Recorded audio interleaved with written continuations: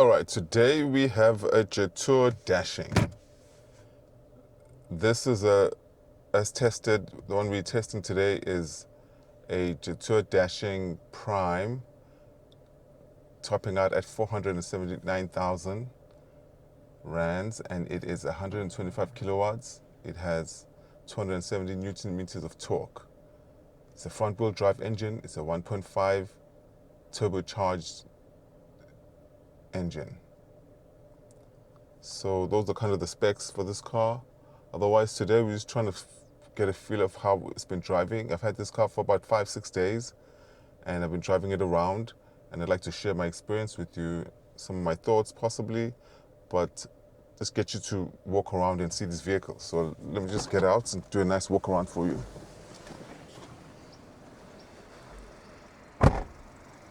So that's what it does. I've got the key in my pocket, so the engine is idling, so it beeps like that if I walk away from the car while the engine is idling. That's some of the features that this car has. If you look at the front grille and those menacing daylight driving lights, and these are the headlights, drive your future.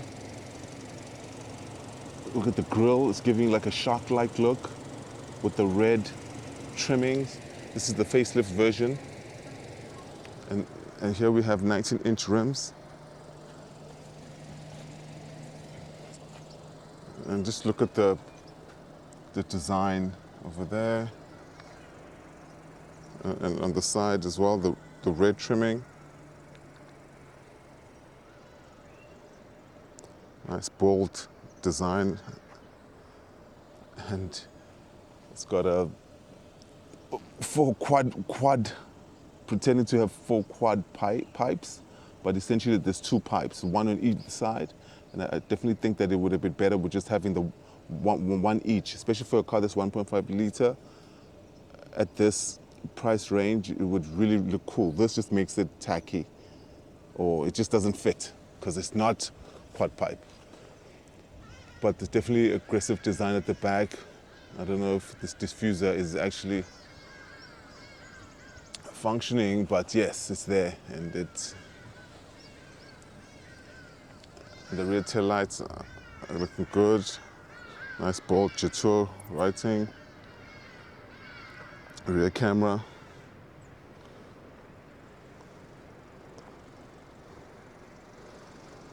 And open these doors. We're at the back with synthetic leather. Not as spacious as you would think, but I guess it is.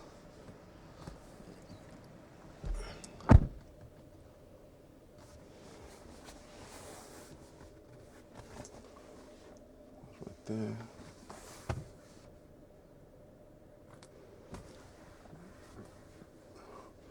So many speakers. Got 1, 2, 3, 4, and then the bigger speakers also on each door. Just no headrest. I mean headrest, but it's not separated by this. Can't really adjust it, but it does have power seats, so you can move those around.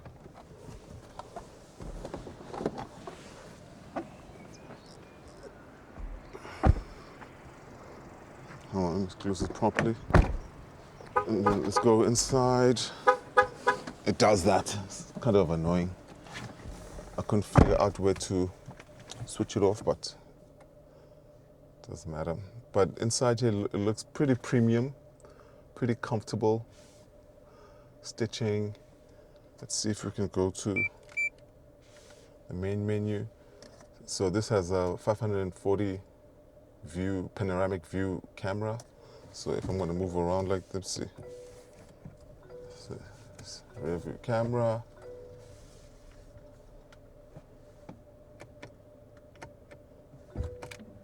Let's see if we, there we go. Move around. There we go. 360. The panoramic. So it's pretty nifty for a car that's coming in at 779,000 which is the Prime, which is top of the range version. You know, it's pretty decent. Let's move on a bit, yeah. So, and then let's get to the home screen right here. Let's put it in park.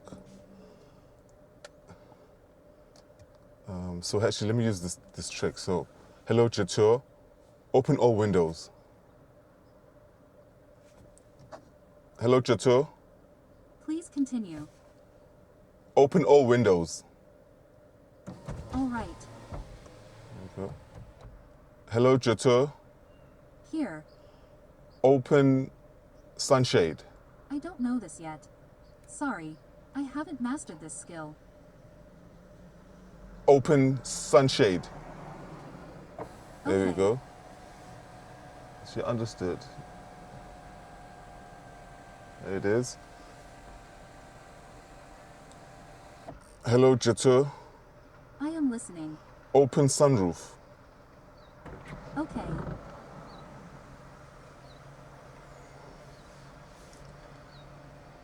Okay. Hello Jetour, I am listening. open tailgate. All right. There it is. Let's go see what's going on in the back there. And I feel like I do have to say open Jetour, because if I don't, it just doesn't operate. So what I did is show you how space here. So this is a full-size suitcase which fits this direction. It's my jacket here on this cold day. But you know, I think you can have 2 suitcases at best. But this is how the one fit. It's a full-size suitcase and my backpack. And it does have the shade here. So we can close this up. And then it's... Actually, let me get Jetour to close everything up. So let's see.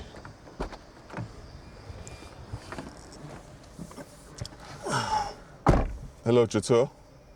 Here. Close tailgate. Okay. There we go.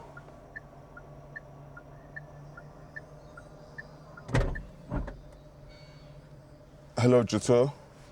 I am listening. Close sunroof.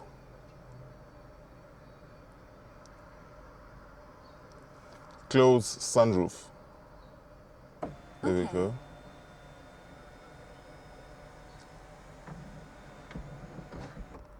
Hello, Jetour. Here. Close all windows. All right. All right, so not bad at all. And actually, I discovered this, I didn't discover it today, but I kind of started using it today. These are the ones that I'm sure that it works, but for example, can't really change sport mode. Hello, Jetour. Here. Change drive mode to normal. Okay. Yeah, she says okay, but it doesn't change. So maybe it's asking too much of her. And then let's see some of the systems, vehicle settings. So essentially, I can change drive modes here. There we go. Oh, Windows, hold on. Eco, Sport, and I've been driving it sports mode most of the time because it just feels a bit better than the normal and eco mode. It feels a bit, even though there's body roll, but we'll see now as we're driving, it just felt a bit better with sport mode. So we'll just do that now, and then, so these are the other settings. So everything I was saying now, I can do here.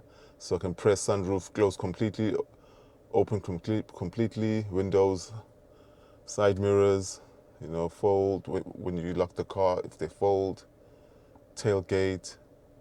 I can actually operate and open the tailgate from here by pressing hard like that. There you go. And then I can close it up. Oh, hold on, so I have to press and hold. There we go.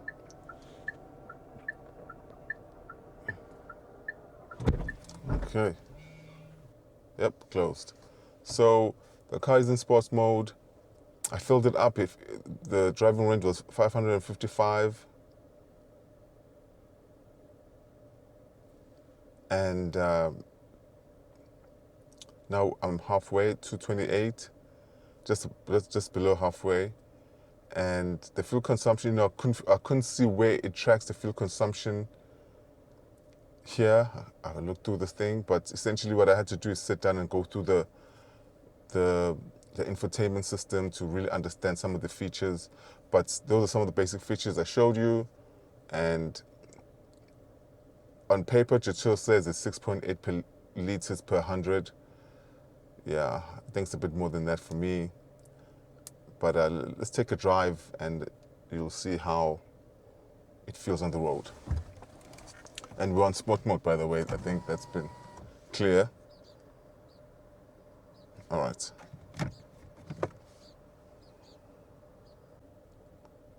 Let's go for a drive. Let's see what this Dashing has to offer. All right. There we go. Let's creep right out nicely.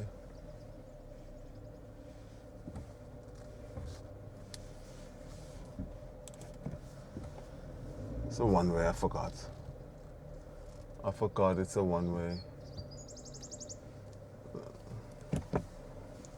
Let's go up.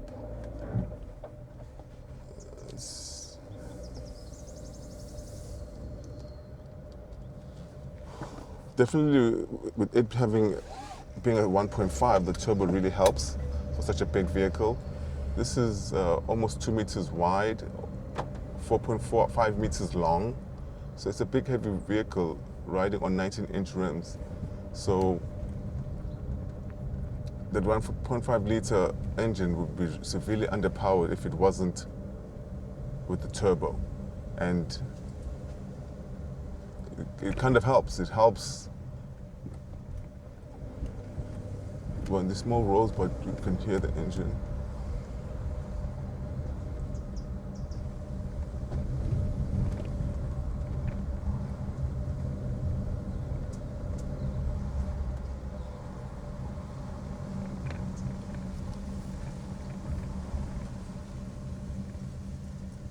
So there are these humps.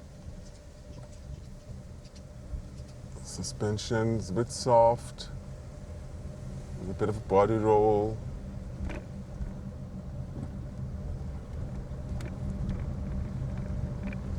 It's definitely wobbly a bit when it's on uneven surfaces.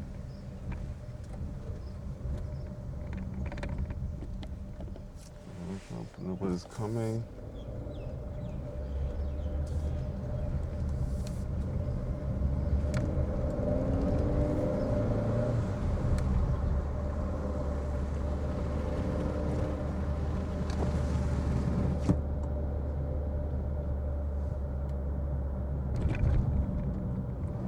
So it's a bit warm in here. So there aren't any knobs per se for the AC. So I have to normally press here and then I can kind of have access on the screen while I'm driving, which is, it's not fun to have to operate the AC like that. And this is what these modern vehicles are doing. They're putting everything on the screen. So you have to, luckily I'm on suburban roads, so I have low speeds and no cars coming, but so I have to, as I'm doing this, let's see,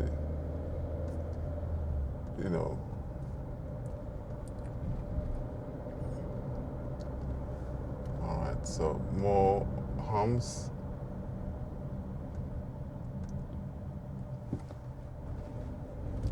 I mean, it's just really bouncy. There's one person in the car. I had my family, we took a 200-kilometer trip, my family, and it held its own on the highway, even with 4 passengers, it was 5 including myself. It was very responsive on straight line speed, and the power was sufficient for overtaking, but it felt a bit heavy with the body. So when you're taking bends at high speed, I had to really slow down because it just felt a bit heavy.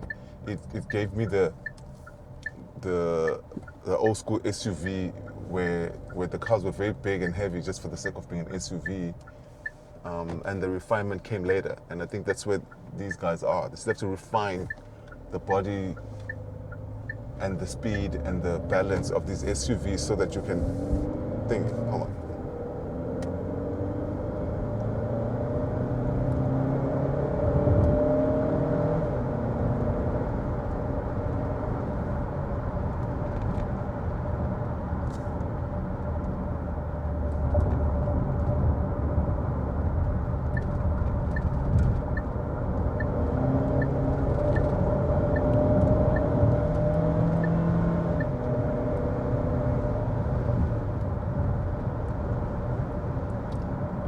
So I do appreciate that though.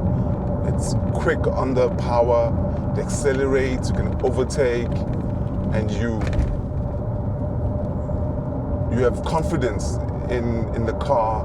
Even when the power tops out a bit, the 7-speed gear, the DCT, engages again and it's back on it.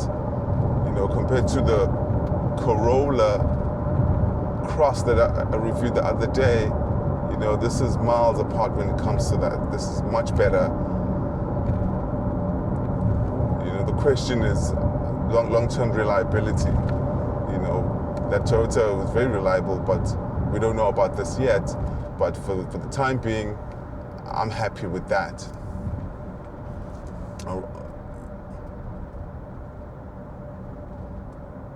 And then let's have a look at one of the features. So if you look at the dash here, so it's the vehicle I'm driving and the vehicle ahead. So this car has lane assist, it has blind spot assist, it has this tracking of other vehicles so that you know how far they are from you and you can be aware of them. So when we're on the highway, we'll see that if there's more vehicles, it will show the other vehicles so that you know where you are and you know where they are. And it kind of engages, and there are options for you to set it up so that to avoid collisions, to avoid diverting from your lane or getting too close to other vehicles.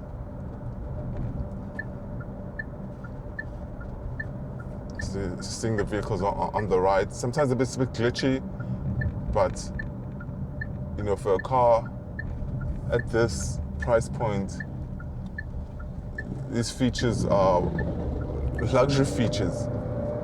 Features that people have to pay a lot of money extra for to have in their vehicle, in their already expensive vehicle. So what they've done is just packaged it with these premium options, attractive options, and we just have to see if they're worth living with and they're not annoying and they're working as properly as they should. Because it's one thing having these features, it's another living with them in everyday use.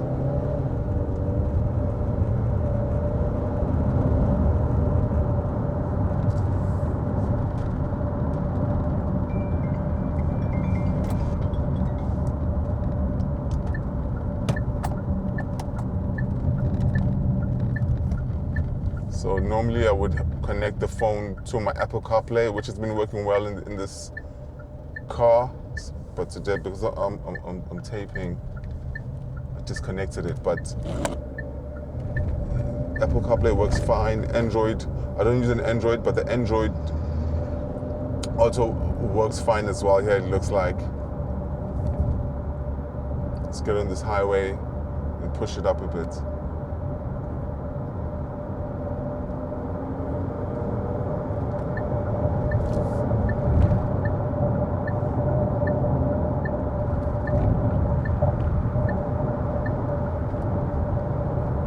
So it's showing these two cars ahead of me.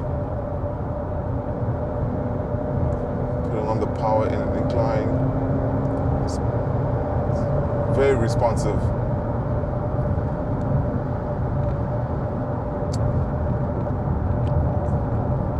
There isn't that much road noise. There is a little bit, but it's not that much. I opened the sunroof once, and that was really ridiculous in terms of the noise. But as it is now, yeah, it's pretty decent. It could be better, but it's sufficient for now. It's insulated enough. I don't hear the wind as much as I did in the Corolla.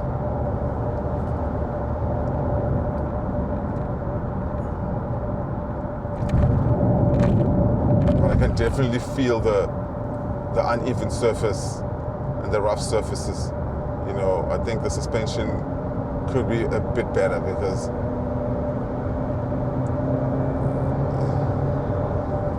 so I've just gone over 120, so it gives me this warning and it stays on the screen.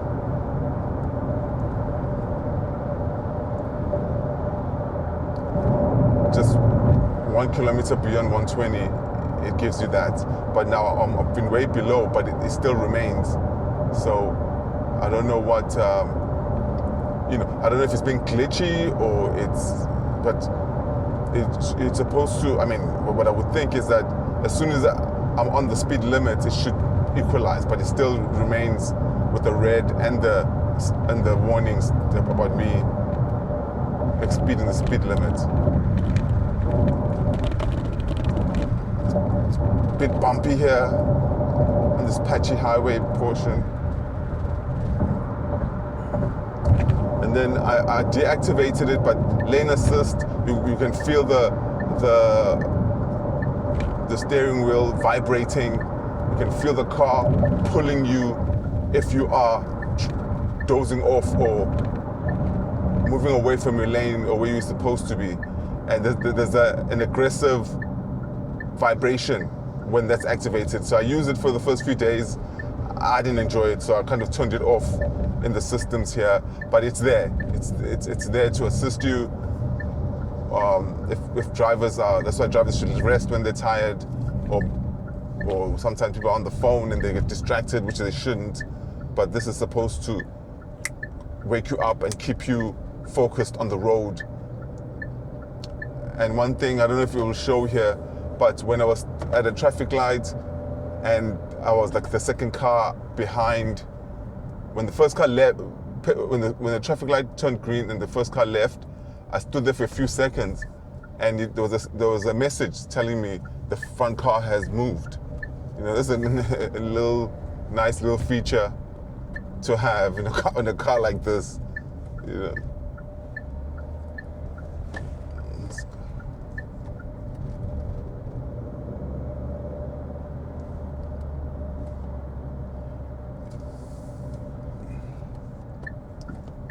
So as much as I like sport mode, you can't really change it normally changing driving mode should be here on the gear selector or around here somewhere. But this, we have to go in,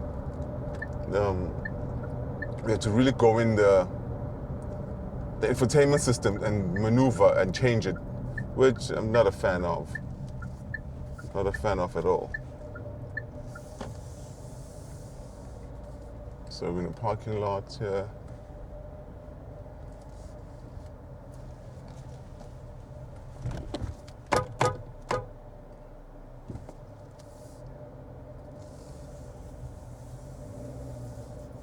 So I'm gonna pull over here.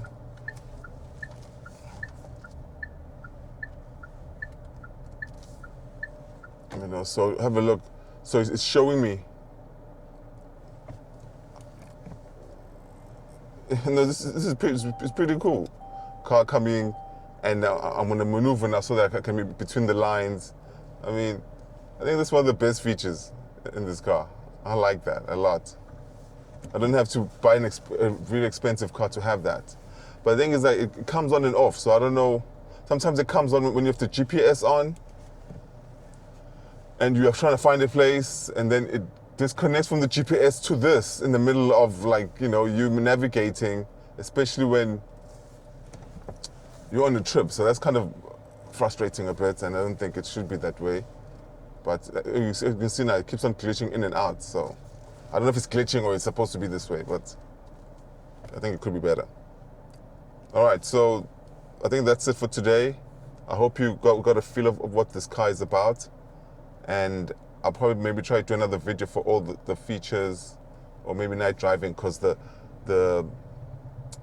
car illuminates nicely at night, and we can choose different colors. It's your ambient lighting, there it is. You know, you can choose different colors. And it's pretty cool.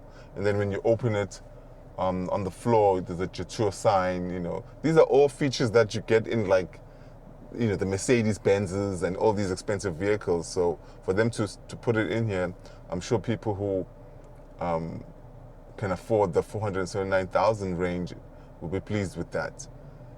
My take is that, you know, I think that the driving experience itself, you know, the suspension could be better, but there's a lot of value to what you're paying for and what you're getting. And you just have to figure out if these features are worth it for you, or it's just too much. You know, the sound system is okay. I mean, it really is okay.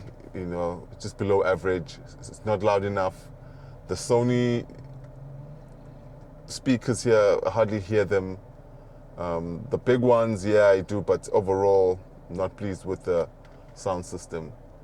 But for the most part, this is what we have here. All right, thank you. We'll see you on the next one.